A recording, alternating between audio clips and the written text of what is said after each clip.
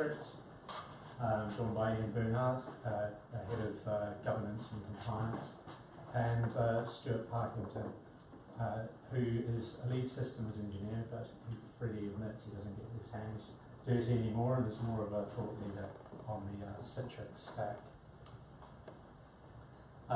Most of us will know Sprout IT had 55 team members down here. I'm told it's 57 now as we build out our client base and various consulting services.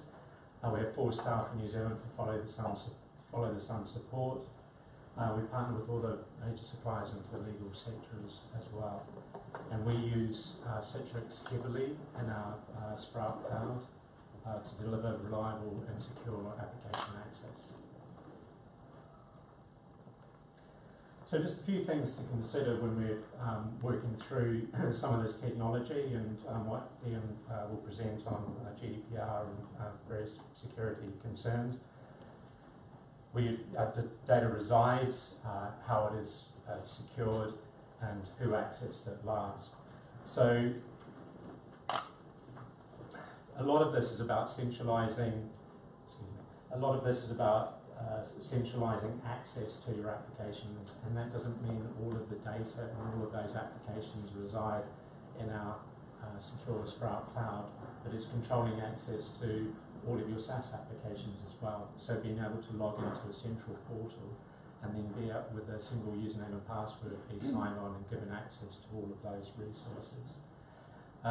We also need to be able to understand who accessed the data and applications at any point in time and from where, who last updated it, where that file went to, was it accessed via a web browser, was it downloaded and synchronized offline too. So we'll explain how we track some of that information.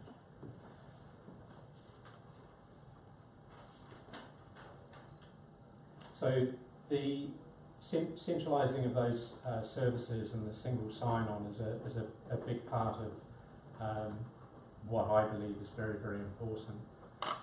At the moment, we'll have various logins. You have to log onto your laptop, then you might go and log into a mail service somewhere else with a different set of credentials, and then you'll need to have a cloud password to go and log onto the Mimecast portal. And then there'll be other services that you're using already online that you're able to use your Chambers or your Office username and password. So it's about integrating all of those services as best you can into a single location.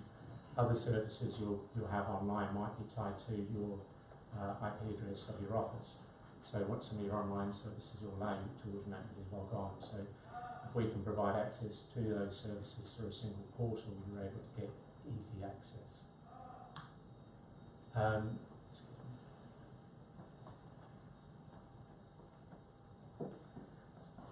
A challenge for companies such as ourselves, and this is true in both the solicitors and the Chambers marketplace, is around the number of different endpoints that we need to service. So whether that's Mac or PC or any version of PC, so we might have Windows 7, 8, 8.1, 10, delivering applications down to it, so installing an application locally and managing it and making sure it works well is a real challenge. And there's a lot of variation of those endpoints in the Chambers marketplace. In the solicitors marketplace, you might all have a single version of Windows 8 or Windows 10, which is great, but you have far more applications to deliver. So the complexity around delivering all of those applications to all of those endpoints with all the potential configuration changes is really troublesome. So in delivering applications through Citrix, we're able to deliver them in a consistent means across all the endpoints. So whether it's Android or iOS or Mac or Chromebook or even Linux, we can deliver them in the same way in a secure manner. But we only need to manage the configuration in one location, not across all of those devices. One of the concerns that people have, and rightly so, is taking data offline. What happens when I go into a tunnel? I can no longer get to the internet. Or I go to my holiday home and I've got 1 meg of internet and the children want to get onto Netflix. We were being very careful in our development of our card, we only started our card in 2013 because we didn't have confidence in the home internet connections and the broadband connectivity, the cost of fibre connections at that time. And it's really only of late that they have become reliable. I mean, you don't have to think back that long how often you had to go and keep the router at home to get your broadband working. And that's the key to providing always online services that we do through Citrix. EE were on BBC yesterday saying they're driving toward a 4G, 5G or wireless anywhere in this country. So we are not far away from being always online. We were talking about Citrix Files and the ability to take files offline and synchronise and share files as well. So it doesn't mean we're exclusively and only online, and we can provide the access offline, but we're moving toward a constantly online world. Now, these are just some of the applications that we run. At the centre of this is ConnectWise, professional services automation tool. Now, you might think as a private cloud provider that all of these applications are going to be running in our environment. Now, there are 18 there. Some of them, like HSBC, we're obviously not going to have a private instance of that. 12 of those applications are SaaS services and all integrate with our core line of business application. And the majority of those, wherever available, have single sign-on. So that means that when I log into my desktop and I click on the web link or access the application, it automatically authenticates me as Danny to access that application. However, when I'm outside of the office, I'm not logging on from a trusted location, I go to that same website. It's going to ask me, who are you? I'll put my username and my password and my multi-factor authentication, and I gain access to that application. So in centralising the access and providing a portal via which you can work, we're able to integrate the security of all those applications and simplify the log-on process. That's it from me at the moment, and I'll hand over to Stuart to talk about some of the Citrix security stack.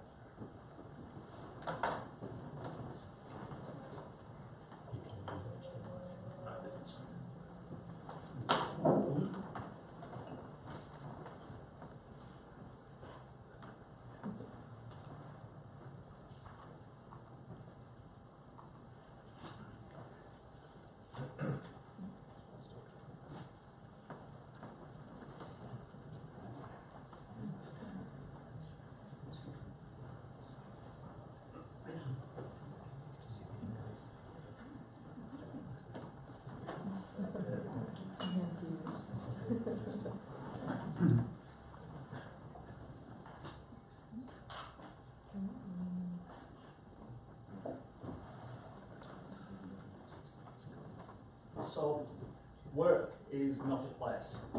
Work is something we do. That's Citrix's message. Work we should be able to do anywhere we are. Yes, there are times when we have to go into the office. We have to go into court. But we don't have to check our emails in one place all the time. That's Citrix's central message. I'm Stuart Parkinson. I'm a lead systems engineer, or at least that's what it says on my business card. In reality, I'm a service architect. I spend my days assisting service providers such as Sprout create and bring services to market for particular verticals in particular sectors. Today, I'm going to talk about Citrix's vision of the workspace. We live in a hyper-connected world, all of us, at the moment. We get our movies from Netflix. We book our holidays online. We're all carrying multiple devices around, phones and tablets. We've all got Chromebooks and Macs and all different types of devices. This in itself is driving complexity. So today, I'm going to be Doctor Who. I'm going to take you to the future, and I'm going to show you the future of work, or our vision of the future of work. An interesting statistic, I guess, is I read online, or somebody read online that told me, that in 2018 we're going to produce, as a global entity, more data this year than has been produced in the rest of humanity this year. Now, I fully accept that most of those will be selfies from teenagers and B-list American celebrities, but the challenge is finding the data that's useful and being able to access that data where and when you want it. And that's what we're driving here going forward. Well, the half of the world's population are connected to the internet, and the millennials, hate the term, but the latest generation of workers have been brought up in that technology. They're always connected. My 11-year-old rings around my watch with a tablet, you know, and that's where we're going. Citrix's vision puts the user at the centre. It's about a workspace where the security follows the user. The user can work from anywhere, from any device, and service providers can deliver services from any location, from any public cloud, from any private cloud, to any application. Windows applications, Linux applications, SaaS applications, mobile applications, all within one consistent user-centric workspace. Before we look at the future, let's look where we're coming from. One of my other colleagues always tells me that when you go on any journey, the most important thing is not knowing where you're going, it's knowing where you're starting from. So let's know where we're starting from. On the far side of the slide there is where we are today. We have legacy applications, we have systems, ERP systems, it says on the slide it could be CRM or whatever else. It's been for years and years on company laptops that somebody has to maintain and ship out and all this. And we're moving, as a population, I guess, to this cloud and mobile era, where we're consuming services from multiple places. You log on to Dropbox, for instance, and your data's in Ireland. You know, you log on to Salesforce, who knows where your data is. And, you know, all these things are moving us all to this area. So that's what's driving the change. Excuse me. What our researchers found when we talk to our user organisations and service providers, that what this does is it drives down the user experience and also productivity. Users spending more time trying to find what they want to do, where they want to do it, where's the application, how do I get that application? I'm at home and I want this application that's only on my desktop at work. You know, so it's driving down the productivity and infuriating users. So what do users do? Well, I need to work on this document, I'll just put it into Dropbox. Thank you very much. It's in Dropbox, I will work it on my PC at home. And all of a sudden that confidential data is now out of your security boundary. So it's driving up business risk. So what do IT do? We'll put policy around that, we'll block Dropbox. We'll stop you from doing it. Drives up complexity and cost for the IT organisation. So this is what we've seen as we've talked to end users and more of it. So what are Citrix strategies and priorities to address this? What we've done is taken a move on the journey, like everybody else, to the cloud. And we've unified our portfolio. You know, for years we've had good point products that have delivered solutions to specific markets, be it virtual desktops, be it remote access. But we've unified all those into this simplified user and IT experience in one location. We've accelerated the ability of companies and providers to move to the cloud. We have a range of services to allow people, if they want to take baby steps towards a cloud service or mobile service, we can support that. We can support organisations who want to jump head first, straight into everything of the cloud and I own nothing. We have service providers that literally have no assets whatsoever. And we want to expand into new areas that are coming up that I don't know what the next thing will be. You know, but the next Airbnb or the next Uber to disrupt the market. We want to be able to expand into those markets when we get to it. And the pillars that we're going to build this on are the core Citrix pillars that we've had for years. It's all about the user experience for Citrix. It's all about making those users productive, being able to do their job wherever they actually are. My colleague at the back there, Karen, has a timeshare. So every Christmas, she gets up and off she goes to Tenerife for a timeshare. Work is not the place. That's exactly what our line manager or director told us the other day. So she'll be in Tenerife come Christmas, working away. The choice for the end user, whatever device you want to use it on. You know, I'm a closet geek. Well, I'm not a closet geek. I am a geek. So at home, I have a Linux desktop. So on my Linux desktop, I access my Windows 10 applications. You know, I have a Mac. You know, I access Windows applications on my Mac. Not an issue.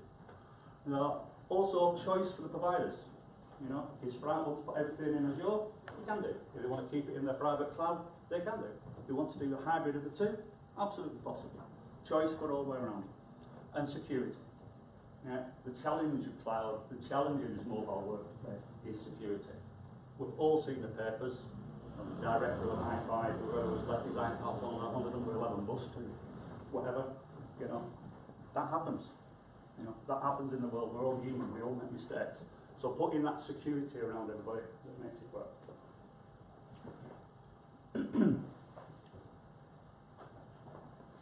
Organisations have got point products to deliver their IT services, be it productivity applications, be it identity management, be it network connectivities, be it application delivery mechanisms, is it VDI, is it published applications, you know, is it working offline, is it working online, and what does that give?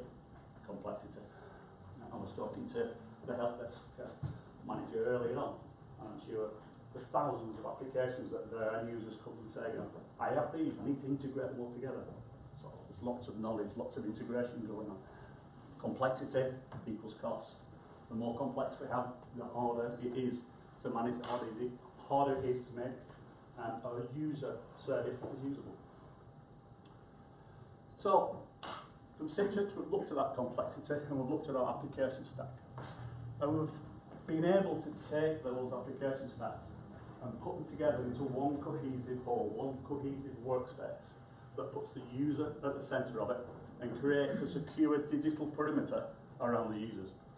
So we have control, we have identity management that can federate things like Azure AD with multi-factor authentication. We can manage that end user device from the centre. We can have the data via Citrix share file controlled and managed, so we know where it is, we know who's accessed it, we know who it is shared by, yeah, who is not, who cannot have access to it, right? All that underpinned with analytics, so we can see what the users are doing, we can monitor their activity and look for security breaches, look for high-risk working practices.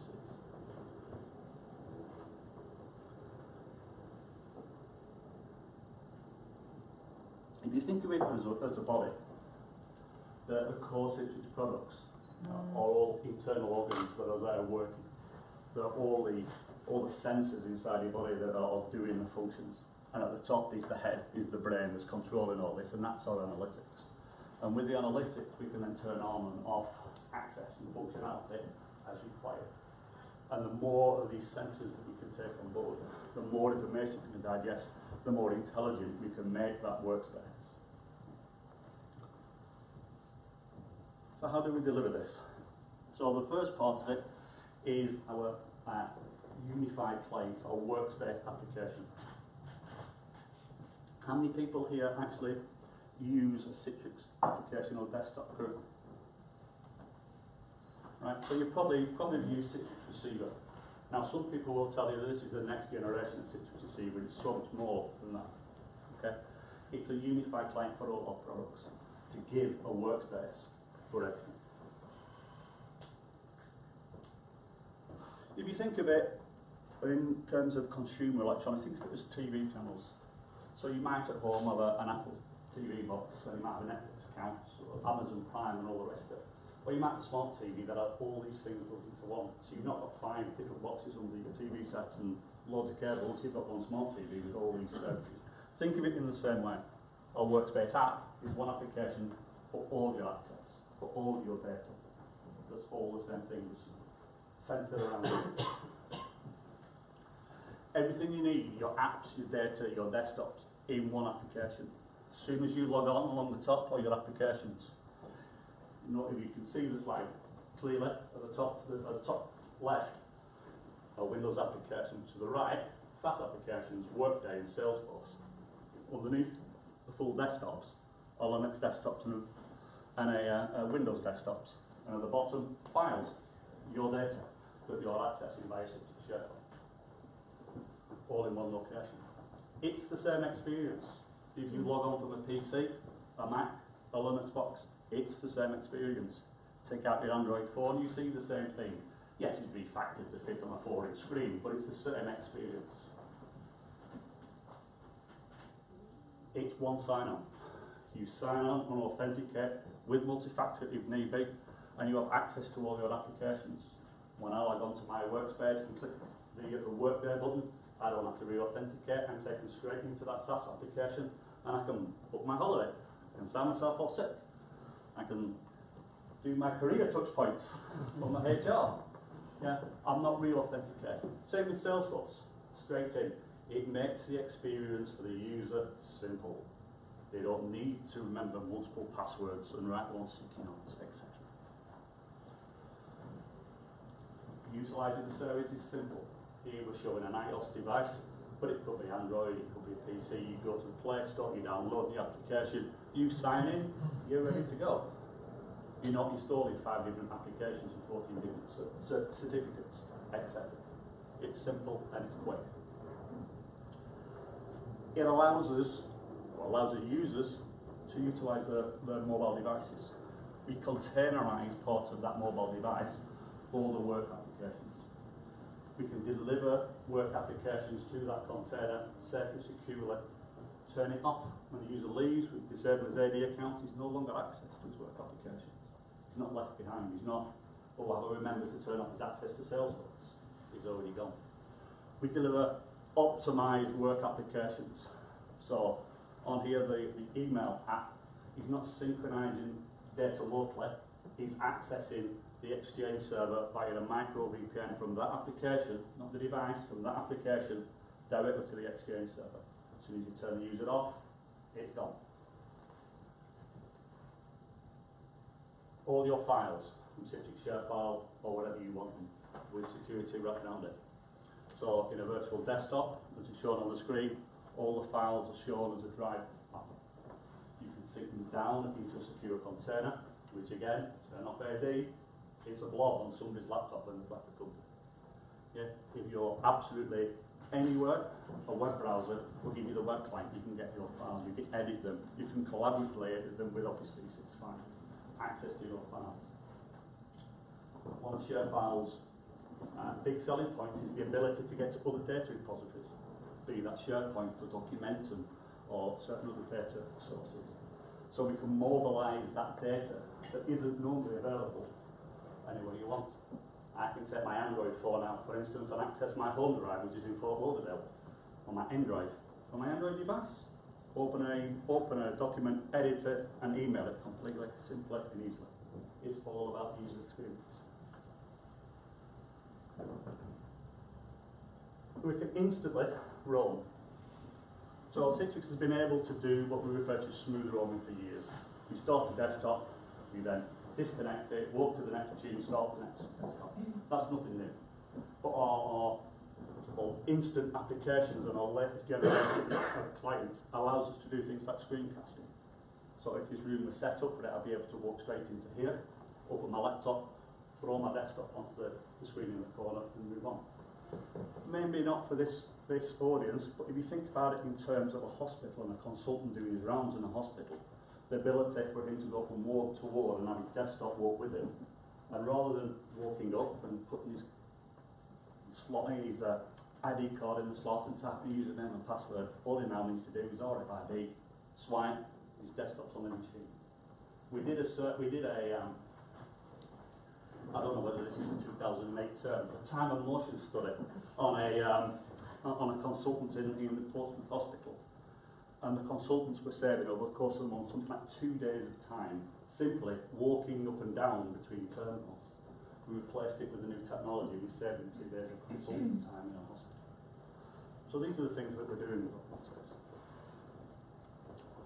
We can control our SaaS apps, not just the access. So when that data is out in a SaaS app in Salesforce, on this screen you see we've got a watermarking feature on it. So if somebody took a screenshot of that and sent it to your competitor, it would have their name, their IP address and the date written on it. You know, we can have further functionality on top of what is good functionality in the first place. We can protect users from exposing themselves to dangers on the web. The example I normally use is if you want to let your employees go to Pirate Bay to get their movies, well, IT is going to stop that. But with our security, our web browsing web browsing service, we can specify certain domains that are automatically pushed outside of the security boundary to our web browsing service to consume. Now, Pirate Bay is a silly throwaway line, but that could be personal banking. If you want to go to Lloyd's TSB to check your bank statements at lunchtime, you might block that because you don't want the potential something going on, but you can push that outside the security boundary to let your users do that at lunchtime. That adds functionality to the users to their lives and makes it a unified experience.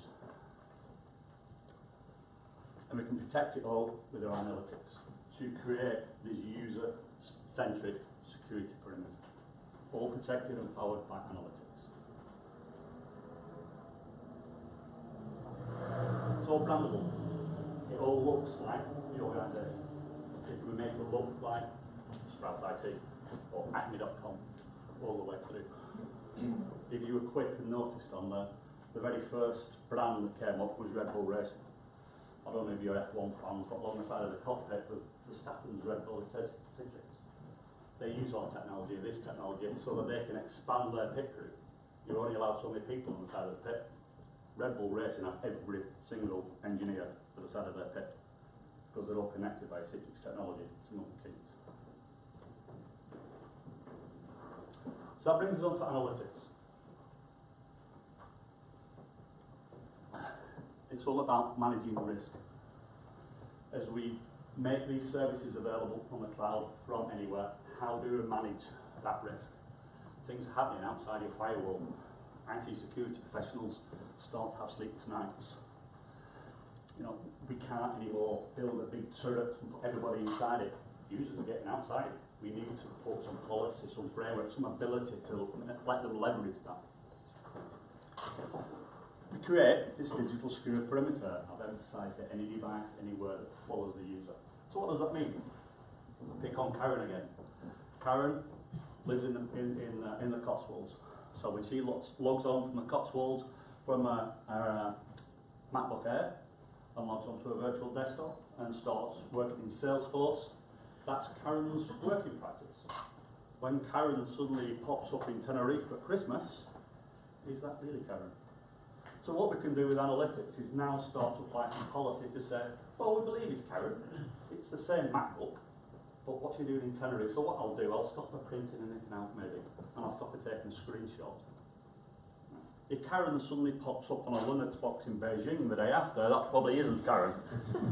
Okay? In which case, we'll stop her access. Her access. Not everybody's access, her access.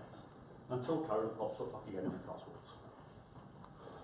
So that's the premises that we were going from. We can look at the users, the devices, the contents, the app, or what's going on the network, yeah, to drive security in a consistent and automated fashion. Excuse me. So what does it look like? Well, basically we have a console that monitors the user's usage, his working patterns, what he normally does, how he normally does it, and when he gets past certain criteria, we can raise his security threshold. So here we see what he's doing. He's suddenly got to a point within this set of actions that has triggered a screen recording.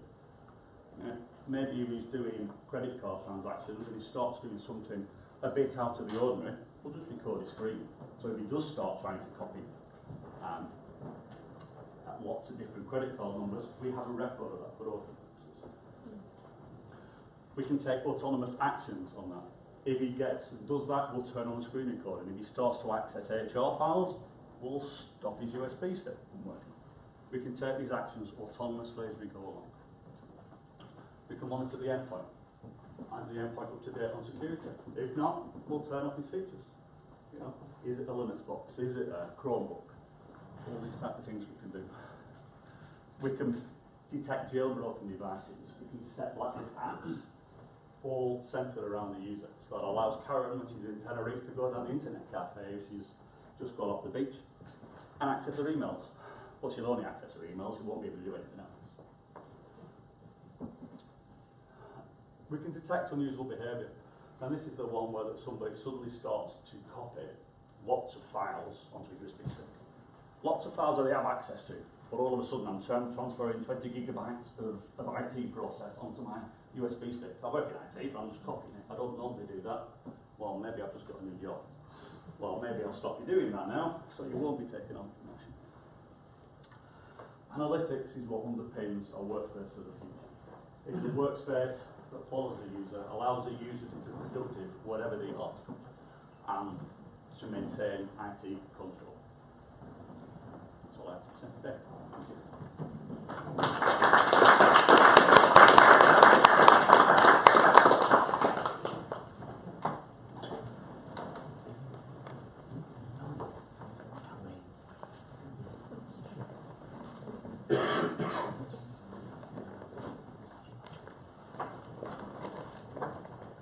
Good morning. Good morning, Mr. Wade.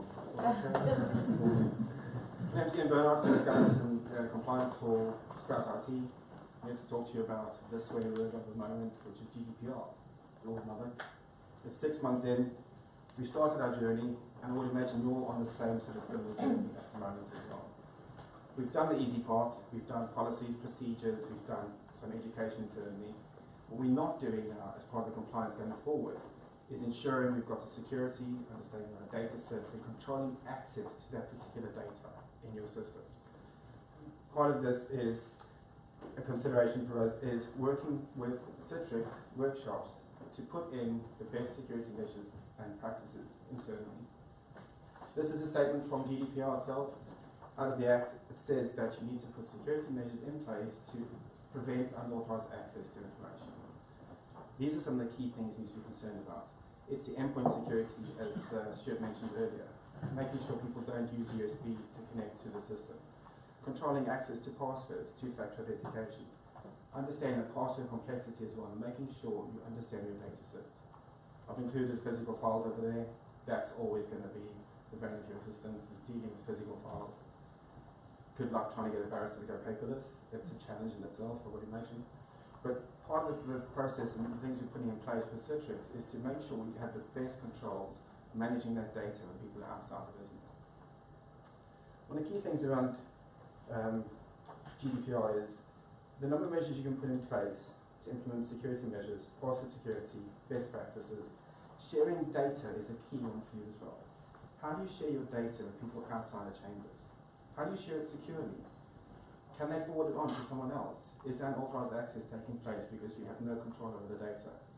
With the functionality within Citrix itself, you can control where the data goes, how they can see it, prevent screenshots, prevent printing of that information itself. You also get a better understanding of where your data sits, and you can identify all the entry points for data within your systems, within your networks. Having that flexibility to go paperless and sending a barrister to court with an iPad, knowing that all the information he has and wants is in one central repository. There's no risk of him leaving it behind because you can disable it remotely. You've got the 6-digit PIN which encrypts the device automatically. It's having those controls and understanding of it going forward. All these things work towards your compliance with Citrix, with GDPR in terms of Citrix. Identity and access management. There's a full audit function there. You know who's accessed what device from when, how they access the information. As Stuart said, you can stop access to the proper Beijing suddenly, no matter where they are around the world. You've got an understanding of how that data is being accessed and who's accessing it at all times. The other bonus for us is the cyber threats and the malware protection, threat protection at the end of it. We cannot trust users to update their systems and software all the time. We can't trust them to do normal updates on a standard PC and to get them to install a new antivirus as and when they need to. They're busy individuals. I'm too busy to do this now, I've got to go to court. We'll update it later. 6 months later, you're in the same place you were with the same risk sitting in your system. You can manage those risks through the Citrix workspace and through your compliance program. You can have the evidence piece to the ICO and to GDPR compliance through the audit function that's within Citrix workspace itself. Endpoint management is one of the key ones. We all live through our mobile devices, be it an iPad, a laptop, a mobile device. We live and work through that. It is our tool, it's a personal assistant. If we can control the access to that, we control our work environment, our data secure, and it also helps especially with people who leave the organization. You never know what data is leaving with an individual. What have they saved to their personal workspace? What have they copied? Where have they shared it? It's an understanding and control of where your data sits, and it minimises the risk to you as an individual and to your organisation around GDPR. The other key thing is secure data storage. Knowing where it sits. Under regulation, you expect data to sit within the EA. You have controls around that. There's certain organisations that build data centres specifically to comply with GDPR. Using the Citrix workspace, we know where the data sits at all times. We don't transfer data outside of those areas. We know who we share it with and how we share it. And this gives you a better understanding of your compliance program going forward. I'll start that again. Sorry. As Stuart said as well, I'm missing a slide. Sorry. The password is one of the key things. There's a change coming up. The National Cyber Security Centre. There's a recommendation around the password policy. We're very much old school the way we work. It's a 90-day expiry period and you renew your password. They've changed that guidance, and now there's going to be more control around having a single password, provided you have certain controls and security controls in place, like two-factor authentication. This will help you minimise the amount of hassle that your users have if they have to change their password every 90 days. Because your service desk don't get a phone call every time they've locked themselves out. You don't have to set up 6 or 7 different devices. All of it's managed centrally through this going forward. So we think working with the Citrix workspace itself, not just your compliance to GDPR now, but your ongoing compliance and your evidence to your compliance piece, controlling your data, controlling your access, and understanding where stuff resides, will give you a better understanding of where you sit, where your vulnerabilities are, and help you follow that path of compliance in the future.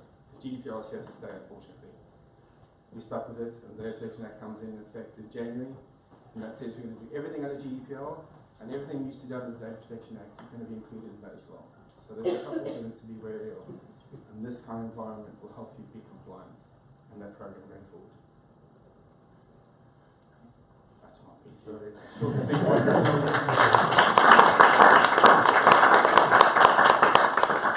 Thank you, Ian.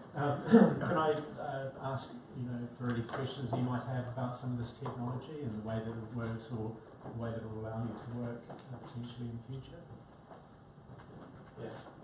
One for Stuart. It feels like Citrix is maybe going down the MDM route, so similar to Mobile Iron or AirWatch. Yep. Is that very deliberate? Well, we've always, for a long time, we've had a competing product directly with AirWatch and MDM in what was then mobile, now endpoint management. What we do is extend that into the application space with mobile application management to containerize and deliver those mobile applications, as well as give applications, well as giving a portal into SaaS application and the rest of it. So yes, we play in that space, but we expand it to be a cohesive workspace, not just managing the device. What I generally say, this is my personal phone, I'm not going to give some first line IT guy in Taiwan, it's not in Taiwan, but wherever it is, right on my phone. I will happily give him a containerized piece of my phone to manage. And we facilitate that already. So yes, we do play in that. We use T-Mobile with Unified Endpoint Management on Mac devices. So the image you would have seen earlier with the iPhone and the little section for applications at the bottom of the screen, that's T-Mobile. That same application can be installed on Mac and PC. Mac in a normal network environment we don't have any means of managing those endpoint devices. That Zen Mobile piece allows us to install the agent or the workspace and have control over adding printers, which is a real pain if you run Mac computers, and change some of the basic configuration, adding wireless networks and other things.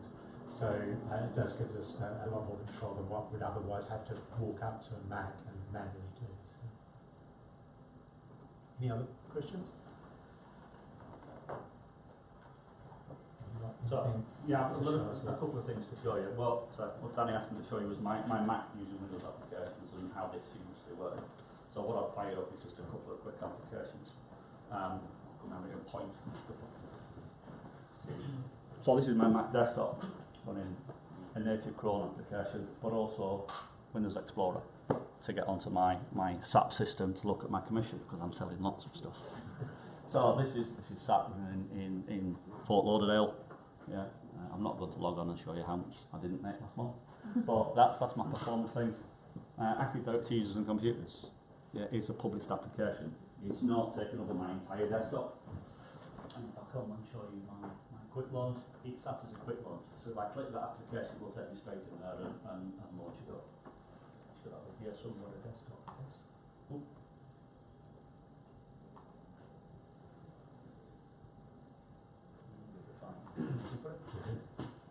This is one of the key things for He's put me on the spot with this, by the way. Yeah. He wanted me to do this. He's they don't Bluetooth onto the So thank you for doing So, this.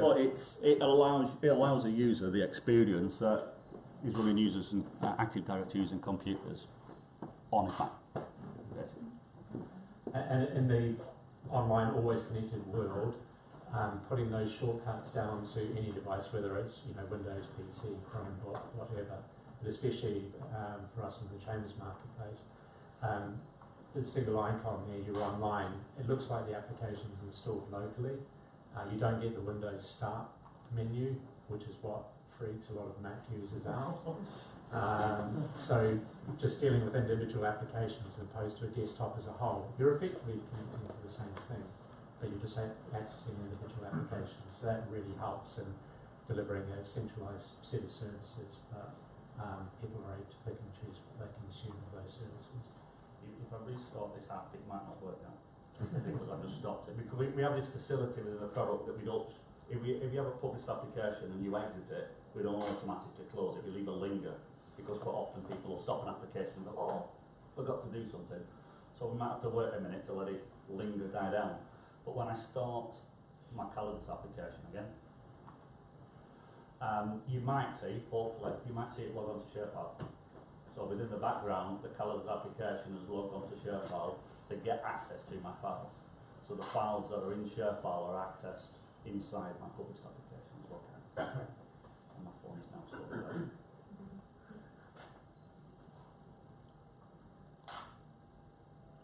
When is this coming, Danny? It's already available. No. So the actual wrapper of providing all of those services and links and various things, the workspace is actually cloud-based. So it sits on Citrix Cloud, which itself sits on top of Microsoft Azure. And we will be able to offload a number of applications or components of your existing infrastructure into Azure and Citrix Cloud as well, which will mean that they're always up to date. We don't have to manually take them offline to update them. It'll provide obviously all the analytics around access to all of those applications as well. So yes, it's an evolution of services basically, and it's a hybrid environment, so you have your desktops and the bits that are quite expensive to run, even if you threw them on Azure, your shared desktops or your VDI, actually running those on Azure is very, very expensive. It's much cheaper to run those with us and some of your critical data, but some of those components that allow all these technologies to speak together and work together can easily be offloaded and integrated securely with our private cloud and the public cloud. On the workspace side, I was just going to say we have done a demonstration facility in Paddington, which is where Citrix headquarters are. And I'm just arranging with Frank to have a deep dive essentially on the workspace piece and the application. But what we can do is a follow-up from today, we can actually sort of have a local interest back from across to our facility over there and do a special session on that. So you can perhaps express the interest through to the folk. It's right, we'll do that maybe in January, the back end of January, and we can get enough folk together.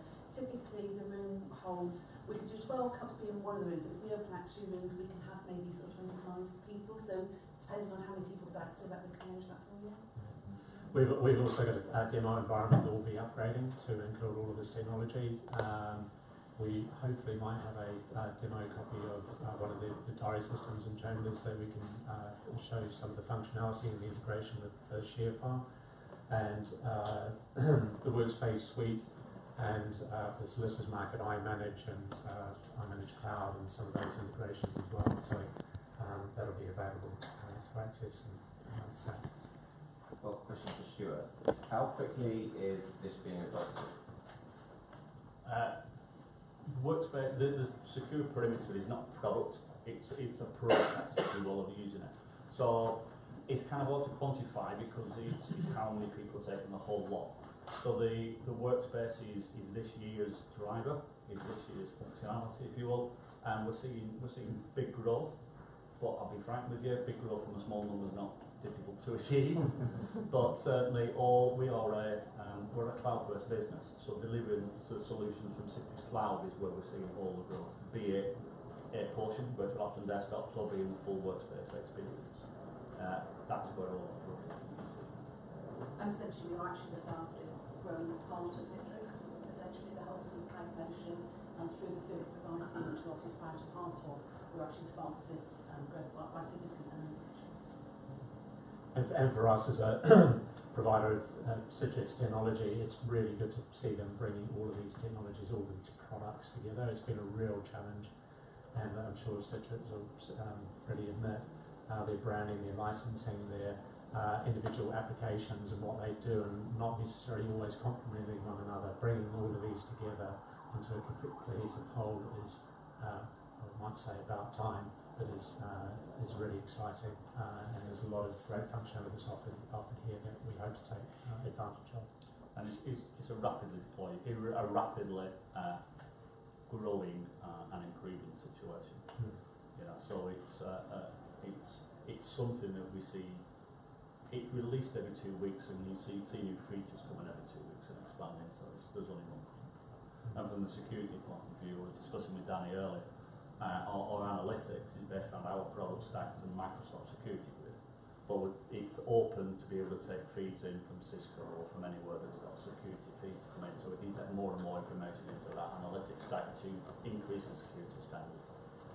And that sort of technology will allow us to integrate feeds from our firewall management, from our wireless management, from various other systems as well, so that we can make better decisions around security and reporting as well. So it's evolving and quite quickly. Any other questions?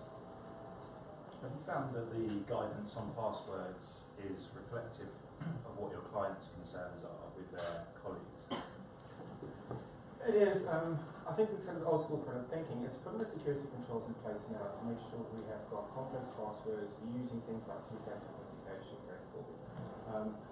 This industry is very slow to change. We're still sort of governed by things like the Ministry of Justice, who haven't got their ducks in a row yet. So there's a potential that changes later going forward. That affects CJSM. So there's some slow adoption throughout the industry itself, but I think there's a real concern around the passwords complexity and people writing passwords down. It's a common practice because changing password every 90 days, the barrister's too busy and they write it down, they stick it on a notepad or they put it in their notepad themselves to stick it to the laptop.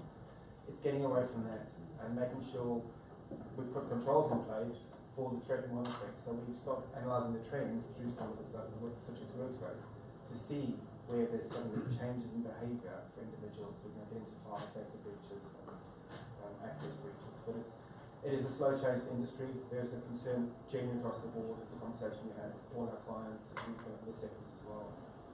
It is now published as guidance going forward, and we are looking to help our clients adopt it, provided you've got certain security controls in place. Mark, I was going to say, Mark, from your point of view, the Law Society, at the moment, they've got their heels dug in.